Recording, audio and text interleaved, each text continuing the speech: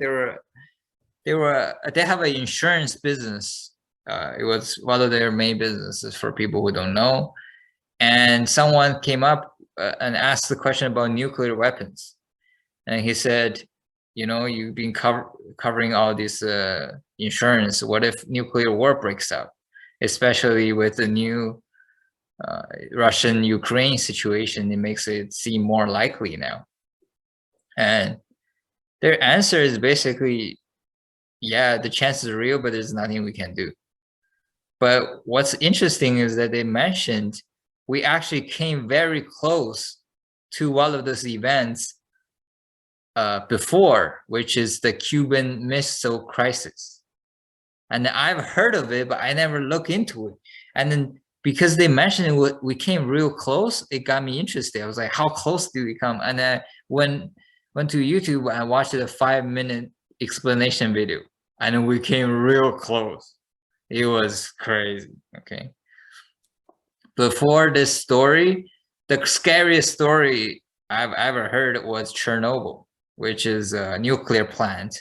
The core got exposed, and they said the radiation will, what do you call it, come out for the next 9,000 years, and it's gonna kill everybody in Asia and Europe, basically.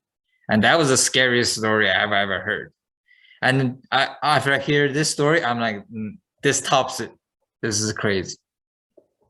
Okay, so basically what happened was Russia at the time, which is Soviet Union, but doesn't matter. Or just basically Russia put a bunch of missiles in Cuba, and then US is threatened and told them to move it, and they refused. So they started pointing nuclear weapons at each other. And this is not like one nuclear, this is hundreds.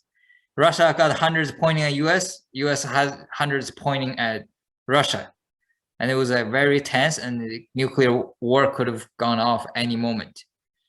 And at this time, US found a nuclear submarine from Russia, and they bombed it underwater. And after bombing the submarine, they lost communications. So they don't know what the fuck is going on. They just got bombed, and they're like, oh, maybe a war broke out. We don't know, right? They don't know, there's underwater.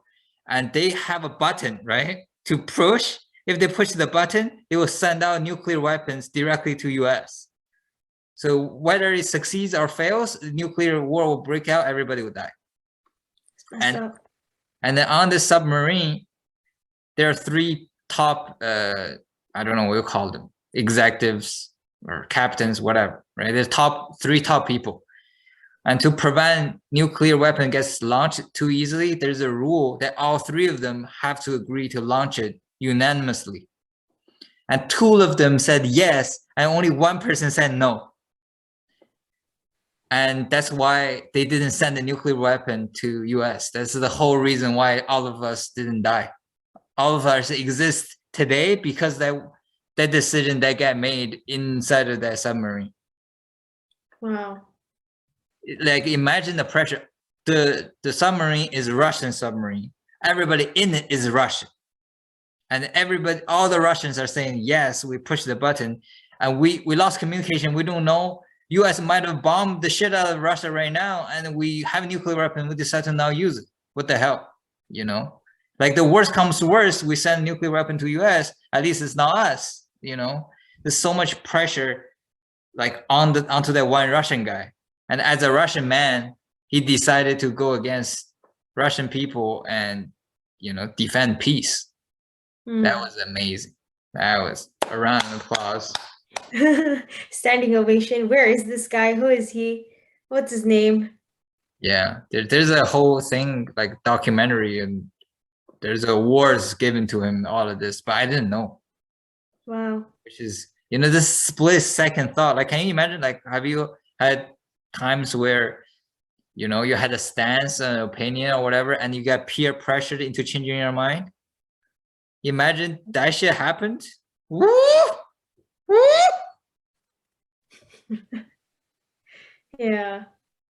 Like, none of us would exist. Like, you know how, like, today we're wondering about our problems, like, oh, you know, what's our identity? What career choice do we want to have? Like, all these problem seem very minimum if that moment didn't happen the way it did. Yeah.